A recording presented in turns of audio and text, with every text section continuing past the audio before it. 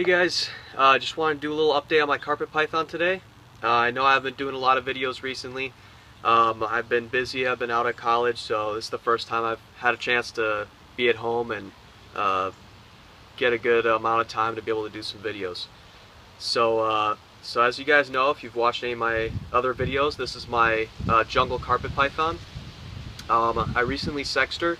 Turns out she's a female. So that's fantastic. I'm very happy that she's a female. That means she'll get a little bit bigger.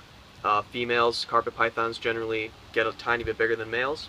She's grown quite a bit, as you can see. She's actually touching 4 feet right now. So I don't know if you can get a full appreciation of that. She's also gained quite a bit of girth. So she's significantly larger. And then with every shed, she's just getting more and more yellow. So as you can see if I can get a little bit closer here, you got a lot of that yellow, brighter and brighter yellow on the belly, on the sides. On the sides you got this yellow tipping on the black scales. So just fantastic looking, just great. I'm so happy I got this girl. I don't regret it at all because she's just such a joy to handle and to look at and everything. And every time they shed, jungles in general, every time they shed, it's like coming into Christmas morning because you've got they turn more and more yellow every time they shed. So they just look better and better with age. And she's only about she's a little older than a year, a little over a year old. So she's definitely got quite a bit more time to grow and the coloration to mature. So right now I'm feeding her day-old chicks. So I've heard from some people that they're not, nutritionally equivalent to, let's say, a rat. But on the other hand, I've also heard, other information that says that, they're perfectly fine to feed. They're no worse than feeding a rat. So I'm probably just gonna end up feeding her those for a few more. She can probably take weaned to small rats at this point, but I don't feel she's quite ready to step that up. She probably is, but I like to err on the safe side when feeding your animals a bigger meal.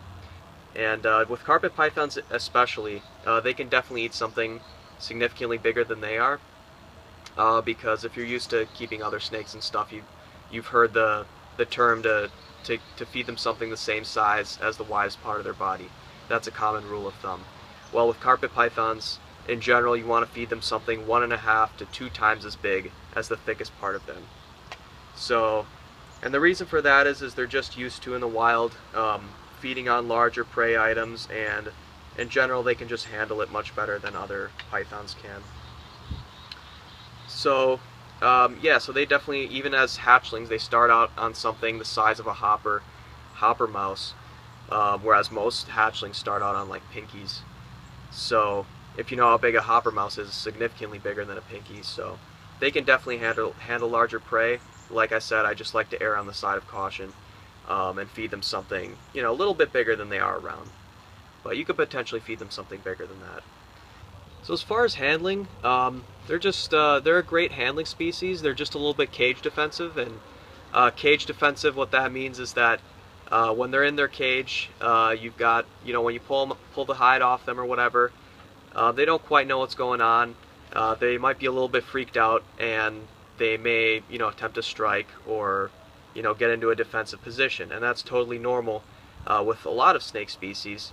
But it's very typical with carpet pythons, because even as babies, they're very defensive. They're usually pretty nippy, but that's totally understandable because they're minuscule little things, and anything bigger than them they think's gonna eat them.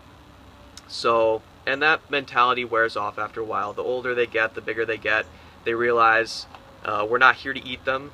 We're just taking care of them, and we just want to enjoy them. So they definitely mellow out with age, and they get tamer and tamer.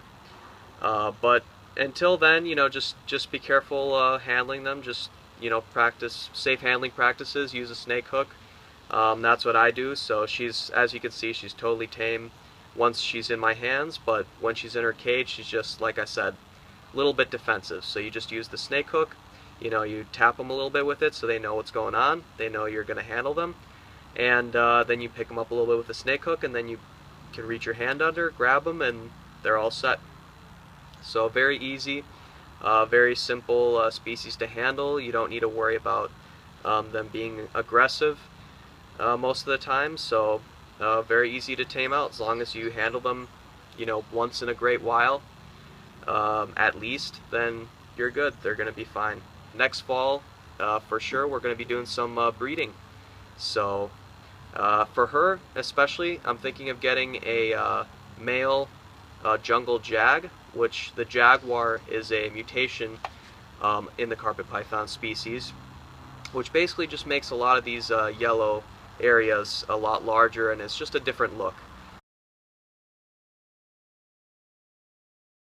So very cool. If you haven't seen it, look it up. Fantastic looking mutation, and especially it's great combined with the jungle subspecies because it enhances the yellow and makes the yellow areas larger. So it just looks great. So the more yellow the better, honestly, and with jungles, or at least that's my opinion. Thanks for watching, guys. Hopefully I'll be making some more videos shortly, doing some more updates.